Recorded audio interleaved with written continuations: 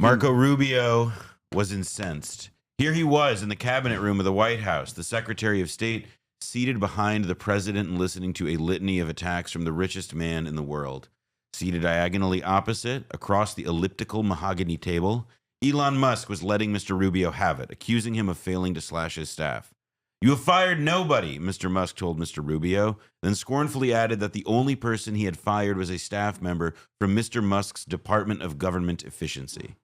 Mr. Rubio had been privately furious with Mr. Musk for weeks, ever since his team effectively shuttered an entire agency that was supposedly under Mr. Rubio's control, USAID. But in the extraordinary cabinet meeting on Thursday in front of President Trump and around 20 others, details of which have not been reported before, Mr. Rubio got his grievances off his chest. Mr. Musk was not being truthful, Mr. Rubio said. What about the more than 1,500 State Department officials who took early retirement in buyouts? Didn't they count as layoffs? He asked sarcastically whether Mr. Musk wanted him to rehire all those people just so he could make a show of firing them again. Then he laid out his detailed plans for reorganizing the State Department.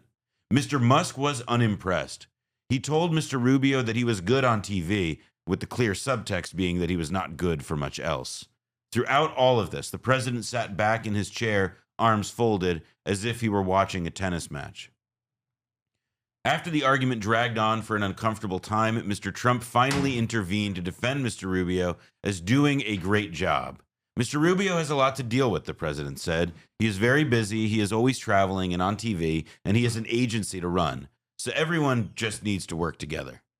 The meeting was a potential turning point after the frenetic first few weeks of Mr. Trump's second term. It yielded the first significant indication that Mr. Trump was willing to put some limits on Mr. Musk, whose efforts have become the subject of several lawsuits and prompted concerns from Republican lawmakers, some of whom have complained directly to the president. Cabinet officials almost uniformly like the concept of what Mr. Musk set out to do, reducing waste, fraud, and abuse in government, but have been frustrated by the chainsaw approach to upending the government and the lack of consistent coordination. Thursday's meeting, which was abruptly scheduled on Wednesday evening, was a sign This is the beginning of when it gets funny, by the way. Was a sign that Mr. Trump was mindful of the growing complaints. He tried to offer each side something by praising both Mr. Musk's team that was not present. The president made clear he still supported the mission of the Musk initiative. But now was the time, he said, to be a bit more refined in his approach. This is like the lightest, most like baby criticism that you can give to Elon Musk. From now on, he said, the secretaries would be in charge. The Musk team would only advise. It is unclear what the long-term impact of the meeting will be. Mr. Musk remains Mr. Trump's biggest political financial supporter. Just this week, his super PAC aired $1 million worth of ads that said, "Thank you, President Trump." And Mr. Musk's control of the social media website X has made administration staff members and cabinet secretaries alike fearful that he will target them in public. But if nothing else, the session laid bare the tensions within Mr. Musk's team.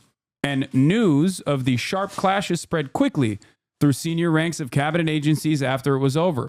This account is based on the interviews with 5 people with knowledge of the events. In a post on social media after the meeting, Mr. Trump said the next phase of his plan to cut federal workforce would be conducted with a scalpel rather than a hatchet, a clear reference to Mr. Musk's scorched earth approach. Mr. Musk, who wore a suit and tie to Thursday's meeting instead of his usual t-shirt after Mr. Trump publicly ribbed him about his sloppy appearance, defended do we know what the it's the Times, so their style is not to link to other people. Yeah. But I would love to know what he said about Musk. Yeah. Like what he said that was the fucking, oh my God, I love it. I love this. I love this. Yeah. This is finally some good fucking news. Yeah. Defended himself by saying that he had 3 companies with a market cap of tens of billions of dollars and that his results spoke for themselves. All right, let me take this. He's about to say you bankrupted 7 businesses. He's about to hit him with that one. But you're not a real billionaire. You're fake. You can't go band for band with me, Mr. President. But he was soon clashing with members of the cabinet.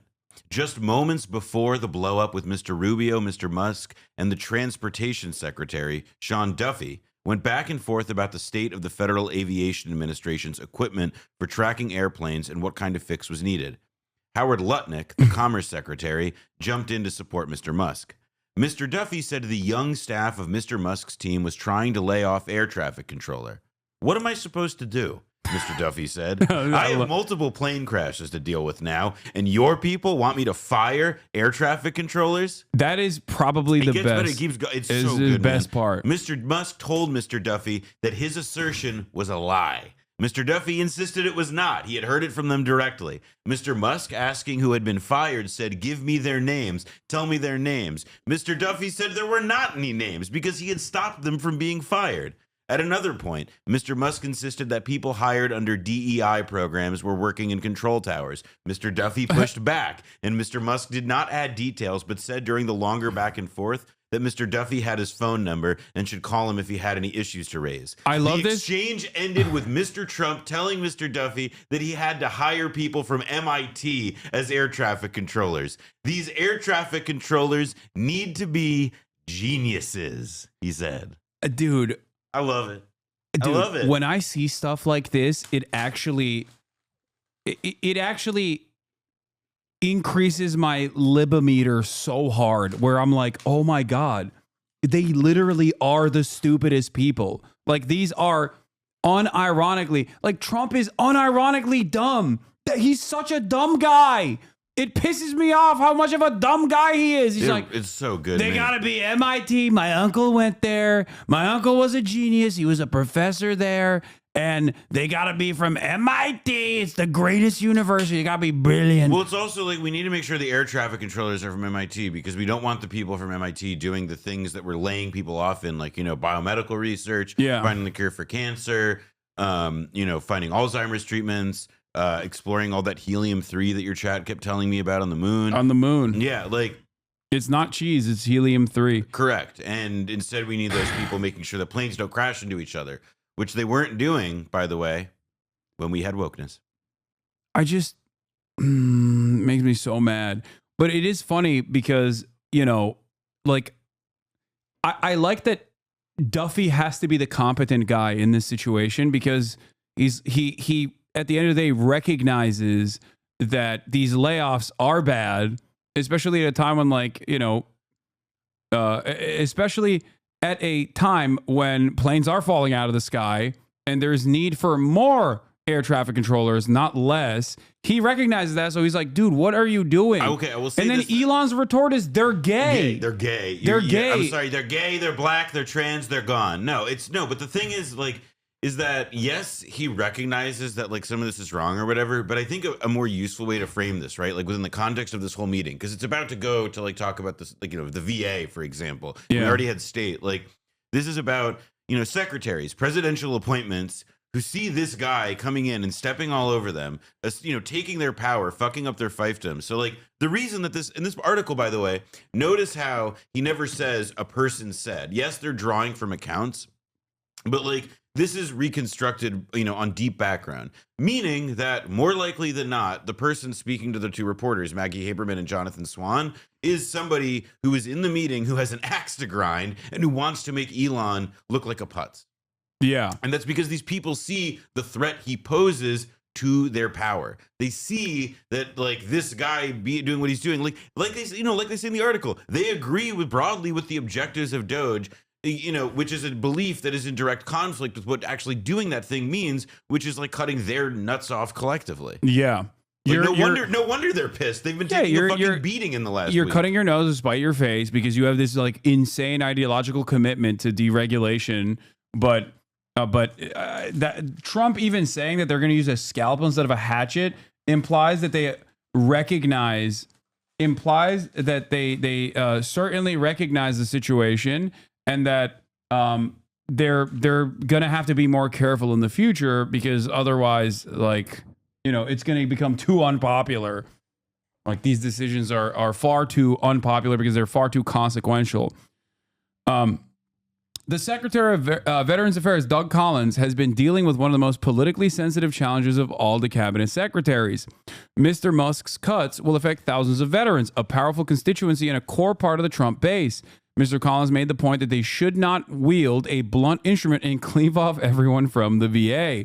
They needed to be strategic about it. Mr. Trump agreed with Mr. Collins, saying they ought to retain the smart ones and get rid of the bad ones. Oh my God.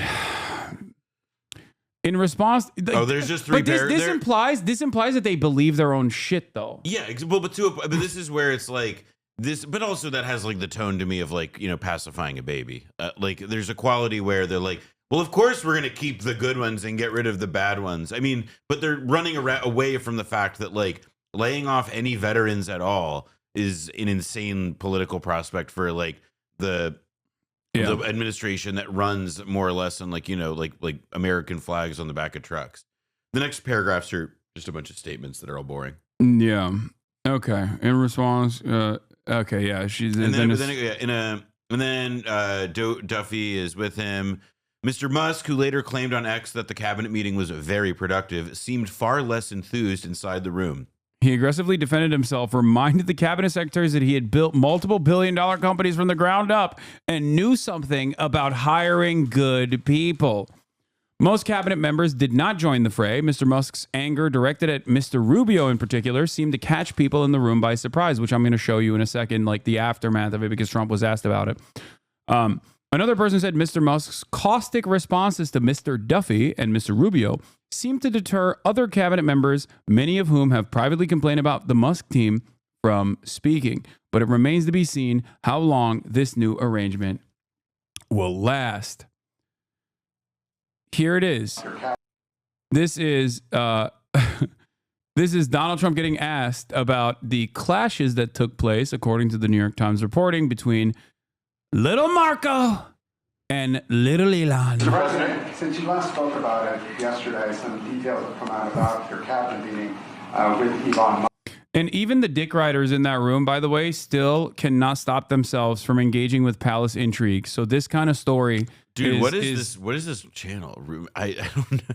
Dude, that's Real America's Voice, dog. What do you mean? Excuse me. I'm always so good. Excuse me. It's, I swear to God, we have like American Timu media. You know what I mean? No, everything. Yeah, everything is like this. Everything is like this. All of the independent media is like this now. Yeah, it's like fucking like China has Shein and we have like 50 million different conservative media brands. Yeah, it's great. I love that. Musk and some clashes potentially between Secretary Rubio and Secretary No Duffy. clash. I was there. You're just a troublemaker.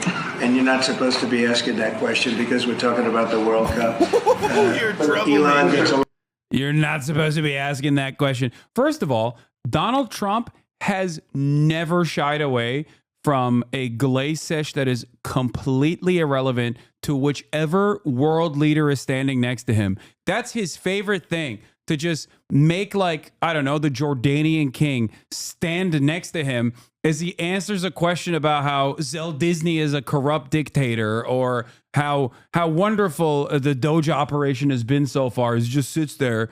The Jordanian king is just like has to nod his head along, or Keir Starmer or whatever. So obviously, the reason why he's saying you're not supposed to ask that question, the FIFA president is here, not in front of the president of FIFA, is because he doesn't like the question. And because it's like, it's, and this is the other thing, is like, it's true. Like the premise of it is like very real, and it's probably like the one of the, you know, it's probably given, I mean, to the extent that Trump feels heartburn, it's probably giving him some version of it.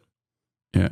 Not in front of the FIFA president of all people. Not here, not now. How dare you? going great with Marco, and they're both doing a fantastic job. There is no clash. Look, Mr. President, Who are you with? Who are you with? NBC.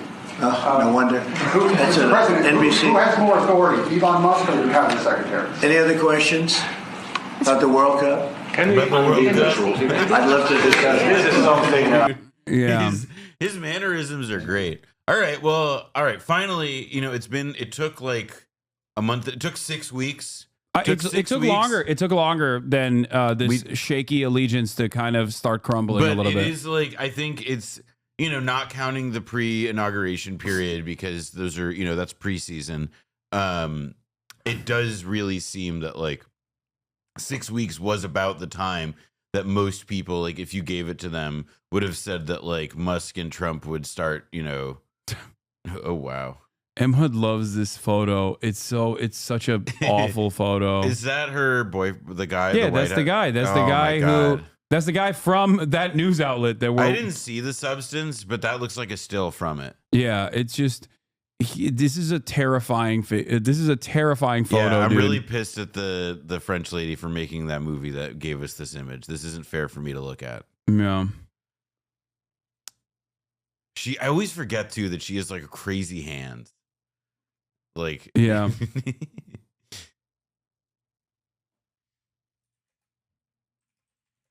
Hold on.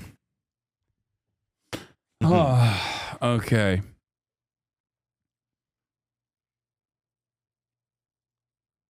Chat, what is a FIFA task force? What is this? Do I even have to say it? Okay. All right, let's see what else what else happened when they asked the same question again later. Thank you so much. Thank you. Thank you. Thank you. She says, "Want to follow up on the cabinet meeting, sir, about like Marco Rubio and Elon Musk?" Musk will play an advisory role. Doge will play. We're talking about FIFA. Thank you very much. He's like, he loves the sport. He is just so. This man does not fuck around. He loves ball. Yeah, he's like, when is football He's like, time? I'm sorry, we're here to talk ball. When is football time? When is football time? Why are we talking about Marco? Yeah. Why are we talking about little Marco? I'm here to talk about Does ball. little Marco no ball? If not, I don't care. Don't want to hear it. Don't want to hear it. I'm sorry, I thought we were here to talk about Gooners. Man. Are we not here to talk about Gooners? And they're both great guys. And by the way, they both get along fantastically well. Oh, no. Oh, Okay. man. Mom and Dad are doing just fine. They're Yeah. not going anywhere. She's just spending a night outside of the house because the bed's not comfortable. Everything is fine. And it's your fault that they're breaking up. Yeah, you're being a troublemaker. You're not supposed to ask that question. Or they're not going to stay together. If you're a good boy, though, maybe they'll stay together. Maybe they will. Maybe they won't. Joe has done unbelievably as Secretary of State, and Elon is a very unique guy who's done a fantastic job. Do you think he needs to be reined in, Mr. Enough. President? It's FIFA. Enough. It's FIFA. It's FIFA. I don't Enough. play 2K. I don't play 2K. Enough. It's not a good game. It's not real. It's a Mickey Mouse game. Enough. It's FIFA. Best 2 of 3 in FIFA. Golden goal. Yeah. 5-star teams. All right. Thank you. So there is also the layoffs that have climbed in February to the highest level since the pandemic. And that is not even taking into account like the other additional layoffs that might happen because of the Doge cuts that are happening, even though they've said that they're going to scale those back now, because everything that this administration does is just break things first and then ask for forgiveness later, or just like try to piece it back together later with not much thought given to it at all. The unemployment report is giving us a fuller picture of the job market under the Trump administration. Meanwhile, new figures show layoffs reached the highest levels last month since the height of the COVID pandemic. Money Watch correspondent Kelly O'Grady is with us. Kelly, good morning. Good morning to you, Adriana. Okay, so today's jobs report missed expectations slightly, but showed a labor market relatively unchanged in regards to hiring. So we saw 151,000 jobs added last month, and the unemployment rate ticked up slightly to 4.1%. The sectors with the biggest gains included healthcare, finance, and transportation, whereas federal employment dropped by 10,000. That likely reflects some. Did you see that? Excuse me. How else are people going to understand how to do a job search? That's my favorite job search website. This is what my haters should be doing. Okay, this find a job. You understand me? That's what you need. Find job and then find God. Actually, Federal wait, no. employment. This is actually you're doing deceptive, subtle programming to radicalize your audience into getting a damn job. Yeah, that's Get a what job. get a job. Dropped by 10,000. That likely reflects some of the Doge cuts, but the bigger impact will be seen in the next 2 job reports. However, February layoffs paint a different picture, reaching the highest level in nearly 5 years. A new report from placement firm Challenger Gray & Christmas shows employers cut just over 172,000 jobs last month. That is a 245% increase from January. So 1/3 of those layoffs come from the government sector, as this data does reflect more of those Doge cuts. The retail and tech sectors also did big layoffs. The takeaway, the hiring picture hasn't changed drastically, but layoffs are increasing. Concern is brewing with tariffs and a pullback in consumer spending. So these next couple jobs report, that's going to be where you look for that. I just feel for all those people who are now without It's work, true. You looking do for generally work. look to the So those future to find tariffs out what's are happening definitely in a the concern. future. How could that impact the unemployment rate? So you Everybody could leave? see it go up because Not if a just yet. business Like has 20 minutes. increased costs due to tariffs, they might have to lay off some people. And also, if they pass it on to the consumer, maybe prices increase, people don't spend as much, and the business doesn't do as well, so they also have to lay off some people. When Donald Trump won November's election, I love the title. Is Trump crashing the U.S. economy? Is Trump crashing Yes. the U.S. economy? The answer is yes. financial markets seemed almost as pleased as his supporters. Anticipating a Wall Street-friendly administration, a Trump bump sent the S&P 500 up 2.5% after polling day, But a now rally the that number continued has right gone through to down. mid-February in a peak of 6.3% higher. But since then, uncertainty about his economic plans, specifically the cost of those tariffs, have caused a Trump slump, with all the gains since Election Day handed back. Now, that slump has accelerated in this last week of unpredictability. On Monday, Trump confirmed that tariffs against China, Mexico and Canada would be is actually a implemented. really The good market graphic. fell. On Tuesday, the tariffs began. Trump warned Trump bump to Trump slump. Yeah, this is Sky News, Murdoch Media. They're doing good work here. of a little disturbance in his address to Congress. But on Wednesday, he paused the tariffs after the car industry lobbied him to hold back. But a day later, facing threats of retaliation, he paused the levies on Canada and Mexico entirely for a month. All bumps in the road, but in the same direction, down. And that's because the tariffs are costly and disruptive and aimed at America's three biggest trading partners. Mexico has a total of $840 billion of goods traded with the US, Canada $761 billion, and China $582 billion. Now, these are total imports and exports, but the US has trade deficits with all three. That means it imports more than it exports, and it is that which irks Donald Trump, who believes it is fundamentally unfair. This has been very unfair. Our country, from an economic standpoint, a financial standpoint, and a trade standpoint, has been absolutely ripped off by almost every country in the world. Canada, Mexico, and then you just go right down the line.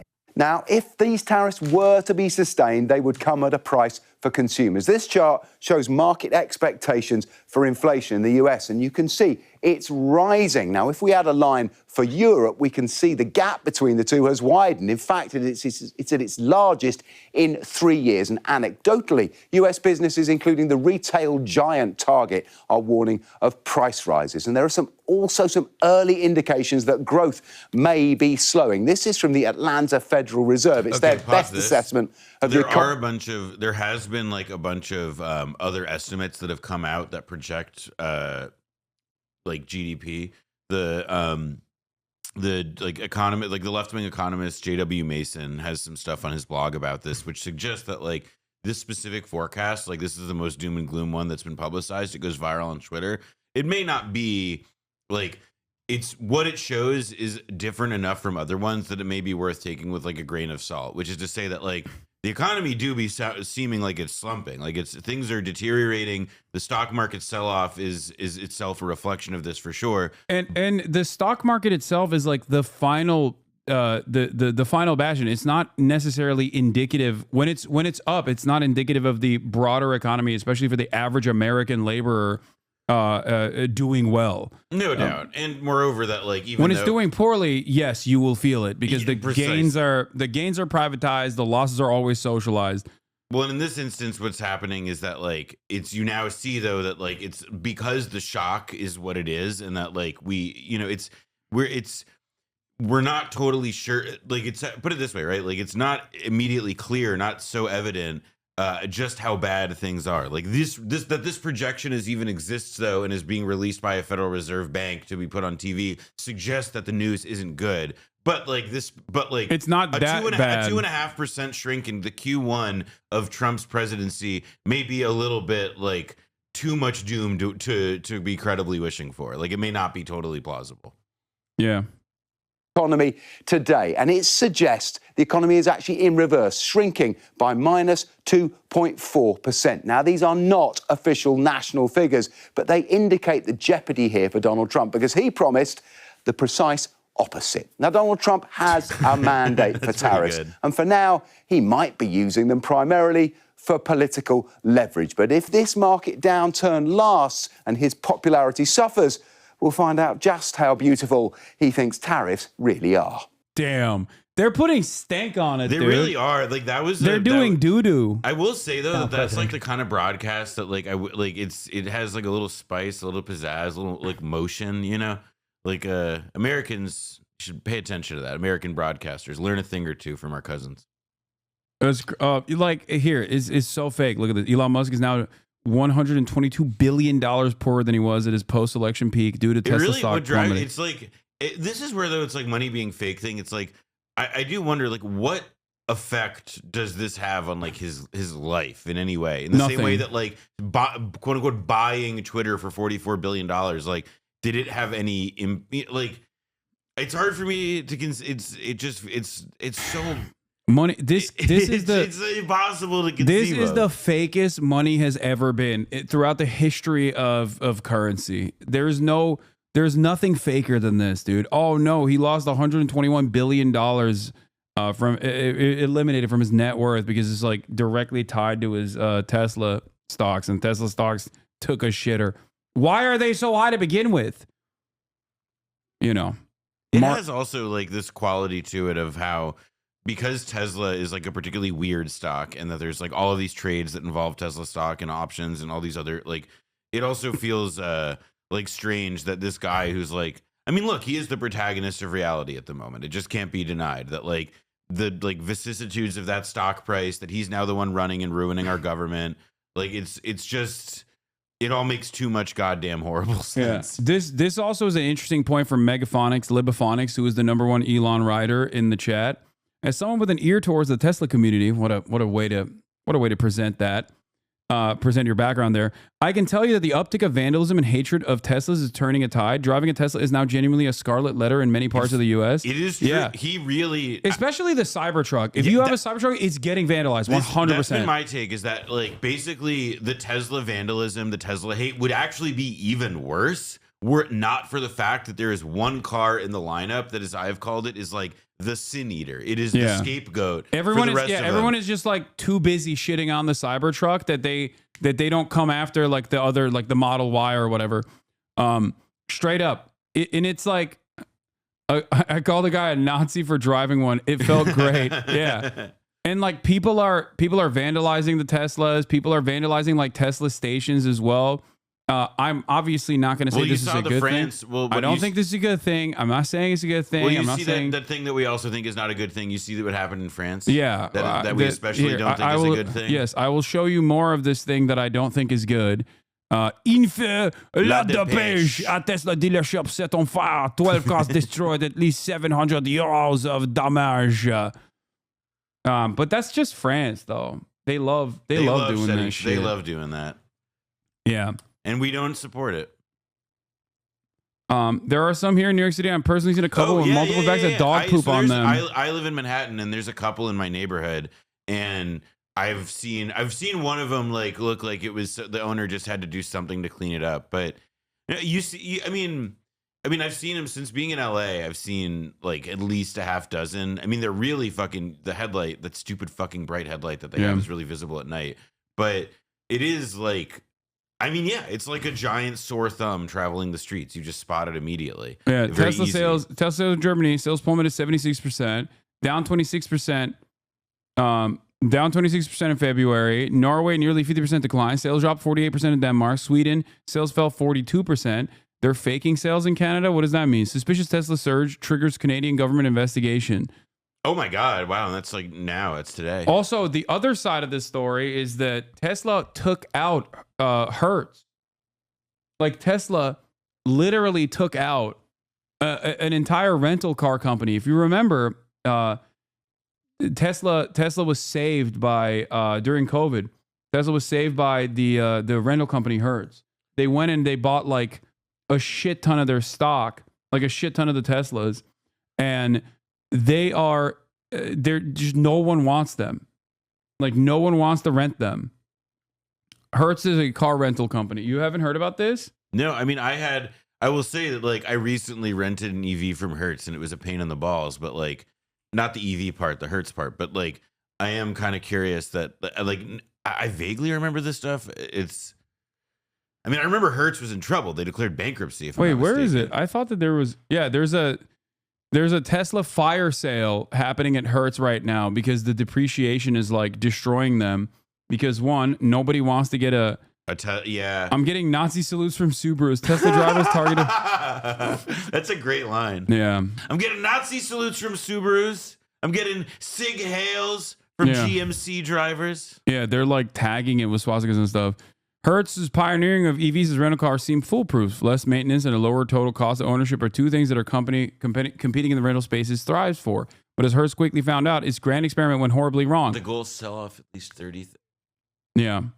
I mean, it is like part of it is because there is no broad EV infrastructure in place. Like the reason is like, so I rented a Polestar from Hertz. Yeah. Got a flat tire like a half mile outside of the no way. Lot. Yeah.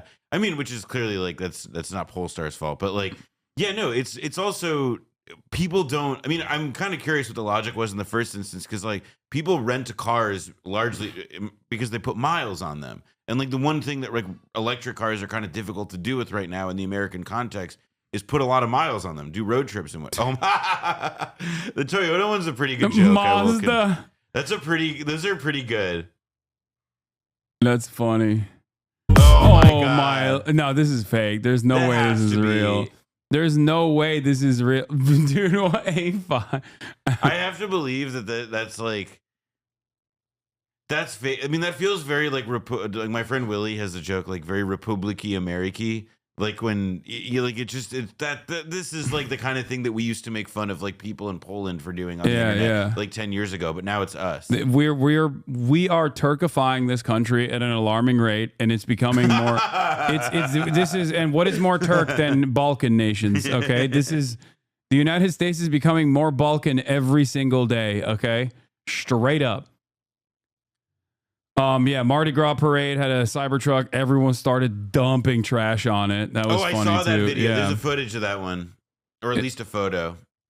It's sounding like Tesla's trying to cook their books and abuse Canadian tax credits due to declining sales and the EV tax credit running out of money soon. I will say, like, I wrote for Vice News 8 years ago a story about like how basically like there were people at that time. This is 2017 when there was like another round of like Tesla may be bankrupt. Because Musk had just organized that merge with Solar City, which is another one of his companies. And he essentially used Tesla to bail it out. Yeah. But like there were tons of, like Tesla says for years, like there used to be a whole community on Twitter, Tesla Q, that was obsessed with short selling Tesla because of these long-standing concerns about accounting fraud. In fact, I interviewed a guy who used to run, he was one of the biggest short sellers on Wall Street, and he's retired now more or less. But like he made it, he was fixated on Tesla as like the big kahuna of short selling targets. And it does strike me that it's been able to like ride many different storms, many different production cycles since then. But I don't know how they wriggle out of this one. It does seem like it's because first of all, I've literally said this since the Twitter buyout. It is because Tesla. Obviously, you have the regular interpretation of the stock. It's a tech company. It's not a car company. So it's 10x the stock valuation of like normal car companies, whatever. That sort of bullshit plays a role in this. But it's because there are far too many people with vested financial interests who are very powerful to make sure that the stock continues performing the ways that it does. But also, Tesla stock is associated with a key man, Elon Musk. So as long as Elon Musk can get up there on stage every single quarter at conferences and lie about what Tesla is going to do in the future, even if he never actually follows through on those promises, even if he's just straight up lying, okay, Tesla stock always went up. But what the downside of that is, the moment the moment that your key man's credibility and confidence evaporates, the whole thing falls apart. It's a good way of looking at it because it also like helps explain. And by the way, like what Hasan is saying is, if you read the financial statements, you read analyst notes about Tesla stock, like which obviously change from report to note, but like a lot of them have like consistent pieces of information that they use to explain why a stock is a buy, a hold, a sell rating, whatever. And consistently, one of the like the main things that you use for everything that is a Musk related company is that Elon Musk is an asset, that his name, affiliation, being on the CEO, being like on the board, whatever it is a reason to just like treat a company as being worth so much more than it is. Yeah. It's a signal. And that is, it's like, you can call it carnival barking to a point, but it's like if he died tomorrow, yeah, like you could credibly assume that the values of all these different companies, I mean, perhaps SpaceX being the most insulated for a bunch of different reasons, but the value of a bunch of these companies would like go to zero. XAI, Tesla, etc. Not zero, but you get it. I will say this though. Obviously, there's other market factors as well that play a role in this. In terms of like Tesla's stock kind of taking hits over time, one of which is obviously the mass production of electric vehicles from other car manufacturers that have significantly better procurement strategies, that have better builds overall, right? Because like Tesla ultimately is kind of dog shit too. But that has also played a role in this as well. But the most significant aspect is Elon Musk. Now, I was wrong when I said I thought that the public confidence in Elon would be undermined because everyone would see how fucking narcissistic, thin-skinned, and stupid he is after purchasing Twitter and making a fool of himself over and over again with unlimited right-wing sentiment. Turns out the reality is, no, people are just as stupid, and they went along with everything he did and said by saying, no, he's brilliant, no, he's brilliant. Having said that, the association with Trump has finally set in this negative association also, with Elon Musk and the Sig Heiling. And it was it was also, by the way, like inevitable in that, like, electric cars have been marketed, and Elon Musk's company, like they arose and developed like their market segment in years when having an electric car was a pretty lib-coded thing. Yeah, like he built a customer base of libs. That's the other. That's the other thing. He became like the world's like most annoying Republican. Yeah, like you do the math on that. And that's the other side of the story, which is that the base, the customer base that he tried to build for himself, he thought maybe he could expand on it because like liberals love EVs, liberals love renewable energy or whatever. And he thought maybe in his mind, because he's a fucking moron, that he could get the Republicans on board with Teslas as well. But all he did was agitate libs into selling their fucking Teslas, while also simultaneously trying to penetrate a market that would not, under any circumstance, buy any electric vehicle, let alone a Tesla. Okay?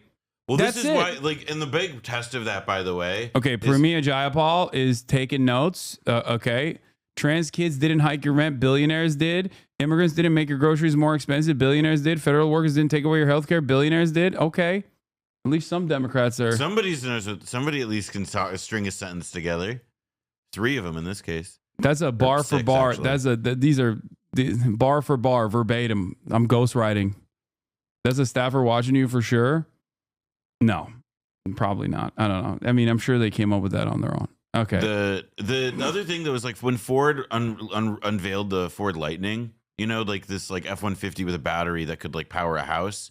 Like that car is extremely cool. It's crazy. I mean, the F-150. Yeah. I mean, it's a little too damn big in my opinion, but it gets at like, okay, if there's anybody who's going to be able to chudify the electric car, the thought to me was always going to be like, oh yeah, it would be like whoever does like the F-150 electric. But like even that's not like proven to be. I mean, like it's popular and it's in demand, but like clearly it's like the Cybertruck that has emerged as like something like that, and it's like been to the detriment of the rest of the lineup and to the idea of like flipping people on buying EVs to begin with. Because like I imagine that there probably is like some segment of asshole out there who doesn't really want an EV but wants a Cybertruck. Yeah. Oh, true. The GMC Hummer EV is the Chud EV, especially because it has that stupid ad. Like, oh my God, it's so sick. It can like move. It can crab walk. It can crab Yeah, walk. I love that. If it wasn't so if it wasn't such a monstrosity, like, oh man. It wasn't a monstrosity. It wasn't like 2000s conservative, like like boomer con coded. It wasn't also like, to me, like I see the crab walk thing though, and I'm like, is that just like an advertisement for not being able to parallel park? Bro, don't send me up lovely tweets, please. While I got fucking anti-Semitism crosshairs on me. Okay, God damn, I'm gonna get my fucking. That's it. Someone's gonna clip that and just be like, dude, see, he briefly saw up lovely tweet. That means, you know, I'm not saying he's anti-Semitic, by the way. I'm just simply saying that people will use that against me and this community. Yup. That is a ridiculous article title, though. To be fair, I didn't even see it because I don't. My eyes don't glaze anything. No. E.F. Lovely is not anti-Semitic. I'm not saying that. I'm anyway. A lot of the EV charging infrastructure in America was built by Volkswagen as a consequence of the Dieselgate controversy. So I don't think they really fully asked it. And I'm not aware of anyone else doing large-scale EV infrastructure in the U.S. No, they're shutting off EV infrastructure. I mean, I recently had this experience where, like, I rented this car and I had to drive 250 miles two ways and like use it, finding superchargers, etc. It wasn't difficult, and I was in a pretty rural area. But like, you also see though how like Rivian's got chargers, Tesla's got chargers. Like, there is like this like incomplete, patchy quality to it that is like, again, segmented by brand. Anyway, getting back to the American collapse here. Trump suspends most new tariffs on imports from Mexico and Canada. Trump Wow. backtracked on his new tariffs after a stock market sell-off. Tariff and gave whiplash. guidance to his cabinet on the role of Elon Musk's team as he slashes the federal workforce. Chief White House correspondent Mary Bruce is tracking it all. Good morning, Mary.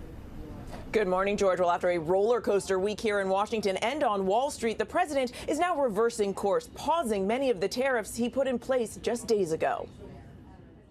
This morning, President Trump with a dizzying reversal, allowing Mexico and Canada to avoid 25% tariffs on many goods just days after imposing them. But the retreat not enough to calm anxious investors. Amid the whiplash, the Dow dropping Thursday more than 400 points. The president insists Wall Street wasn't a factor in his decision. No, nothing to do with the market. I'm not even looking at the market. I never heard of it. That's when you know. I don't know what a stock is.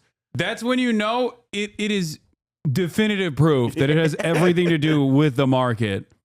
You gotta just, because there's a bunch of ways to answer that by the way are like, well, I think the market's gonna like what we're doing. I think the market is responding to half ideas, but no, he's like clearly concerned about it. Yeah. Says he agreed to change course as an accommodation and out of respect for Mexican President Claudia Sheinbaum. We helped them out with the problem they were having to do with the tariffs, short-term tariffs. But the suspension, just a short-term escape until April 2nd. According to the White House, about half of imports from Mexico and only 38% of goods from Canada qualify for the pause, including auto parts and most produce. Economists continue to warn that Trump's sweeping tariffs will be paid for by American businesses, who will pass along the costs to consumers in the form of higher prices. There'll always be a little short-term interruption. I don't think it's going to be big, but the countries and companies that have been ripping us aren't particularly happy with what I'm doing. And this morning, the president is also taking a new approach to his campaign to slash the federal workforce, as Elon Musk's chainsaw tactics have sparked backlash. Some Republicans getting an earful back home from angry constituents. What Doge is really trying to do. The president now with a tacit admission that Musk may have gone too far.